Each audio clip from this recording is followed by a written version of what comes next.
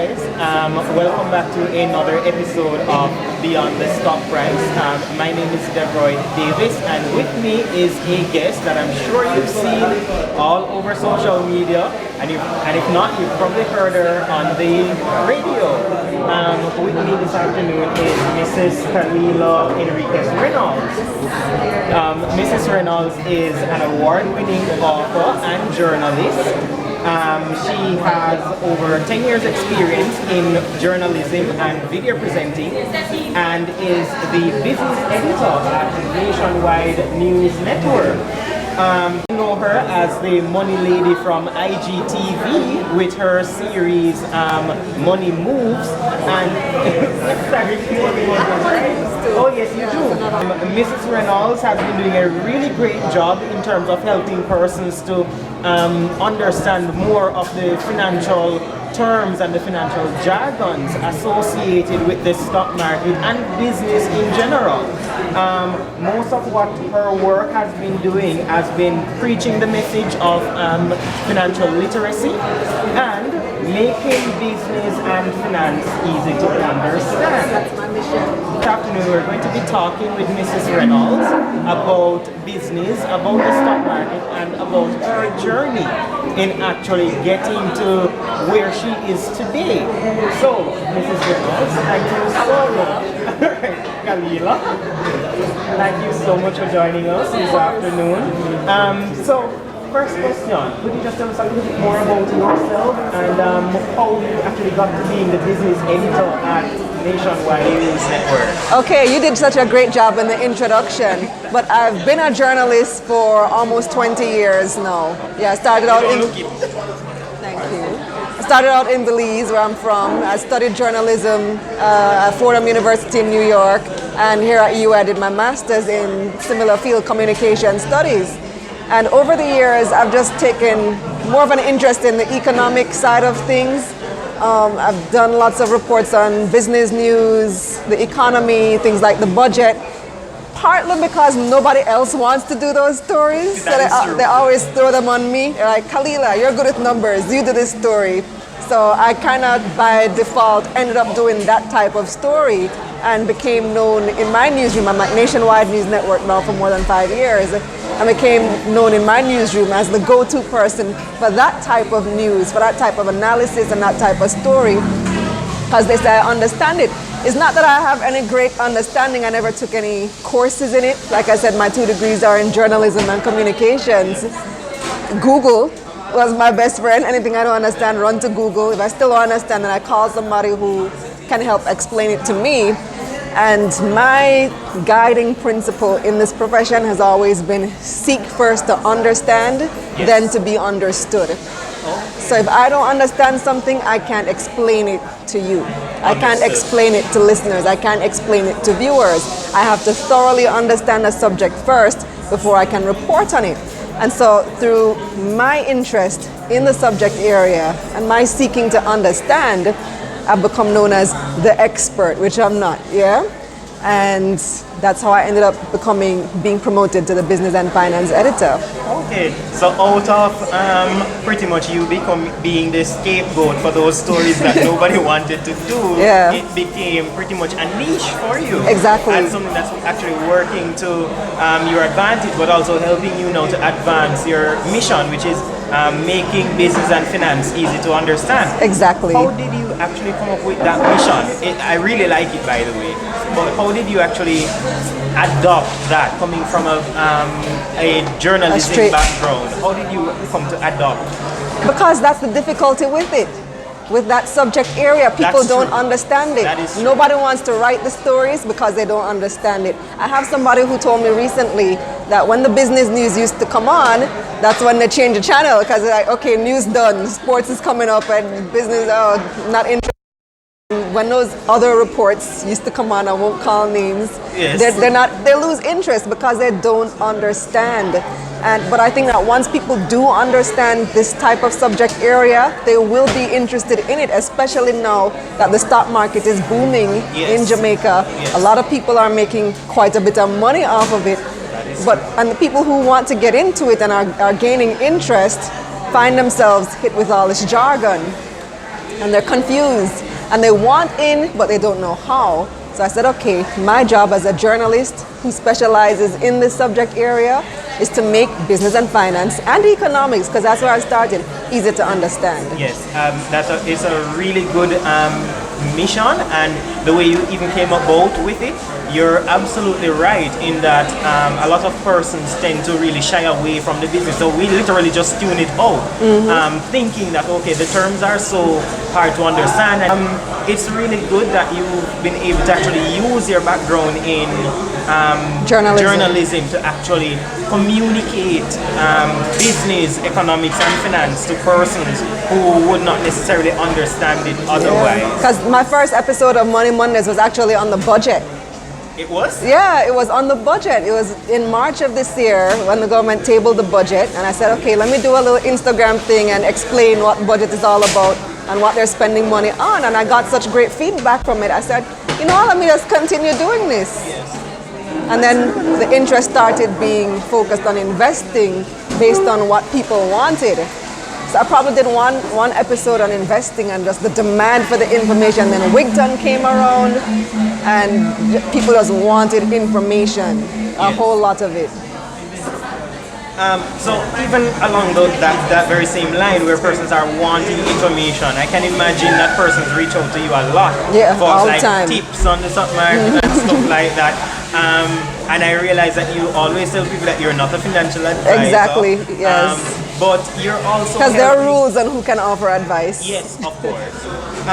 But you're also helping small businesses through your other programs where you invite persons like the Exim Bank or young entrepreneurs to come on and to give their takes. How do you find that program, and do you get persons also like young business persons or young entrepreneurs also reaching out to you for advice?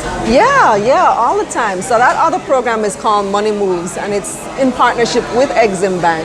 So I was in discussions with them regarding Money Mondays, and they said, you know, there is something that we wanted to do, but we want to focus more on entrepreneurship because that's who they are designed to help. Yes. So I said, that doesn't quite sound like what Money Mondays does, but I could do something different for you that focuses specifically on that, and that's how Money Moves came about. And so we talk to people about different tips and advice for business owners, particularly small business owners, but larger business owners can benefit from the advice too. We talk about sales strategy, accounting, lots of things. The thing about business is that for many small businesses in particular, you have this great idea, right? Yes. You have this great product. I make soap, and I now want to sell soap. My passion is making soap. My passion isn't accounting. My passion isn't marketing. I know to make great soap, but do I know to sell my great soap and market my great soap and distribute my great soap? And so that sounds like a good brand name, doesn't it? My Great Soap.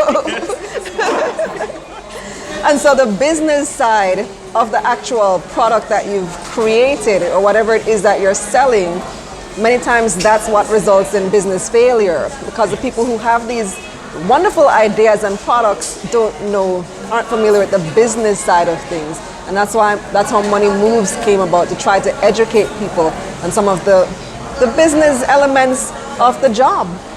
And I do find people reaching out for that type of information. People commenting on the videos saying, I didn't know this, I appreciate this. And also some people commenting and saying, can I come on and explain and give my area of expertise? Really? Yeah, like the last one I did was on sales, and the next episode coming is part 2 on sales. And that's somebody who reached out to me on social media. She says, I'm an expert in sales training. Can I come on? I said, sure. I'm sure my viewers would be interested. Yes, and in these like partnerships and so on, you're able to even extract from the industry persons with the specific knowledge, such that you're able to even better help your audience. And I'm sure it's a learning opportunity for you as well. Exactly, yes. So I'm learning, trust me. I can imagine. I've learned so much since we started doing it. Even we did an episode on intellectual property. Yes. As soon as the episode was over, I went and implemented everything she said. Wow, that's Lily Claire Bellamy from Jaipo. yes.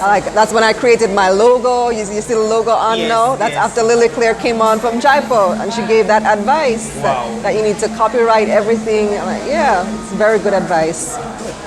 Speaking of your logo, some of your followers might know that you actually are planning to like create a separate venture, a new venture for yourself. Can you tell us a little bit about that? I know you might have to keep us a lot of it close to your chest. I But don't want to say too much about it right now, but it does correspond with the overall goal of increasing financial literacy and making business and finance easy to understand. and that's fair. We just want to know that it's going to Yeah. be something along that line. And help us. Originally, I had hoped it to be up and running by now, Okay. but you would have noticed, I would have announced recently that I'm now pregnant. And so, congratulations. thank you. So the last 3 months were just like, ugh, too tired, I can't bother. Because originally I'd planned to launch in August, Okay. but I just had to put a hold on everything until I started feeling better, which I finally feel better now. So can start working on that again and aiming for probably early next year. Well, both are blessings, and so Yeah. I don't think one necessarily is going to be a detraction from the other. So I hope that not. would be really good. Would be really good. And you have a little daughter. Right? Yeah, So she's one, getting and I have a big one Okay, so who's 16. okay. Yeah, you don't see her on IG because she's No. like that age where don't take my picture. Oh, okay. I see. Yeah, only she can take her pictures apparently. All right. Let's see. My last question. Okay, so my last question relates to you spoke about doing money moves and money Mondays. You're on the radio. I noticed you also write for Nation News Network, is it? Nationwide News? Nationwide News, yes. Yeah, that's the radio station that I work for. Okay, great. So the question really is, where do you find the most engagement and in necessarily what demographic? Well, the good thing about social media, especially if you sign up for a business account, is it tells you exactly what your demographic Yes, is. it does. So according to Instagram, I get the most engagement among 25 to 34-year-olds. And then second would be 34 to 45-year-olds. And I get the most engagement in the Kingston area. Instagram Okay. is the method of social media that I invest the most time in. I see. So I'd get the most response from that because I put the most energy there. I actually do sponsored posts occasionally, like once a month I try to do a sponsored post. So I would get the most return from it because that's where I put the most energy. But from radio, I get lots of responses from radio too because people know me from radio. Okay. People recognize my voice. Like I could be... Yes, that is true. I could be out and they might not even recognize my face, even though I have done TV for many years too. But as soon as I start speaking, they're like, It's I know you. that voice. It's you. Yes, and this is even something that I've observed in your comments. I remember one comment saying that when God was giving out journalist voice, He literally put you probably at the first 10 places Wow. in the line.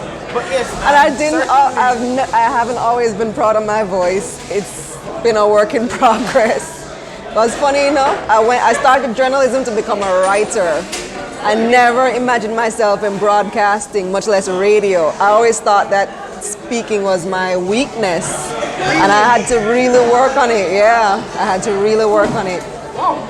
Honestly, Yeah. I would never guess because Well, it's I been do nearly think- 20 years now, so Well, yes, 20 years. should be- experience will make it seem easy. Yes. Well, the first time I read something on radio, it was a hot mess. I ran out of breath. I couldn't finish the thing. It was awful. It was so bad. But over the years, and Yeah. now look where you are. So that's a testament to the fact that you just need sometimes you have Practice. challenges, and it's just for you Yeah. to keep practicing. I myself, I've never really fancied video. It took me 3 years of actual confidence training before I was able to put up my first video on YouTube. Wow. I created the channel, I made some videos, and they were all private. It took me literally 3 years before I was brave enough to do my first video. And in fact, the first video I did with like on social media was actually an Instagram live video. Okay. Well, it wasn't IGTV at that time. Yeah, it was actually Instagram live. Yeah. But yes, that's really good in the sense that with enough time and with enough practice, you can actually get over those hurdles. Speaking of YouTube, you actually have a YouTube channel. I do. And I want to congratulate you on 3,000 subscribers. Oh, thank you. May I ask though how that journey has been, and how do you manage all of these? You're on radio, you're on IGTV, you're on YouTube. How do you manage all of these? It takes me about an hour a day just to upload everything, lot of copy and paste. You make sure you have your hashtags ready. Probably it takes about an hour a day to upload on all the various platforms, because I do IG, YouTube, Facebook, podcast, Anchor FM. Yes, I realize that. And then I have to post something on a link on Twitter as well. So that's 5 platforms. Yes. It does take time. How do I manage the time? I cut out the foolishness. Okay. So I don't have time for. I barely watch TV anymore. I don't have much time for it. Yeah. You really have to cut out the crap, because we do procrastinate a lot. Yes. We do waste time a lot throughout the day. There are little things here and there that you don't necessarily have to do, but you do it to waste time. I've had to get rid of lots of that clutter in my life. Well, that's really good. I see it as also helps with prioritization and stuff Right. like that. Yes. Well, Mrs. Reynolds, sorry, Kalilah. Kalilah, yes. I want to thank you for joining us today. It has really been a pleasure, and it's a pleasure to even just sit and watch your videos. We learn a lot. Both, I'm an investor as well as an entrepreneur, and I must admit I actually learn a lot from your channels. That is your social media as well as the YouTube. So for those persons who may not know, where could we actually find you online? All right, so my handle is the same across all platforms. It's Is that a thing? Is that a thing? What do you mean? To like have your handle be the same across all platforms? Well, it's easier for people to remember one handle, That's true. and it's easier to connect. So, like, if you have your Instagram connected to your IG, and which I do sometimes, I post something on Instagram, and you can always click the thing at the bottom that says link to Twitter. Yes. And it's much easier if it's the same name. So if somebody tags you or @s you, the name is the same across platforms. So it's at Kalilah Ray, KALILAHREY. So YouTube is the same. It'll be youtube.com/Kalilah Ray, facebook.com/Kalilah Ray, Twitter, IG, all of them. Well, again, I want to thank you for taking the time out just to sit with us and to tell us about your journey, and also to let us be aware of the fact that your mission now is actually making business, finance, and economics easy to understand. So, Ms. Kalilah, it was a pleasure, and thank you very much. All right, thank you, Dev.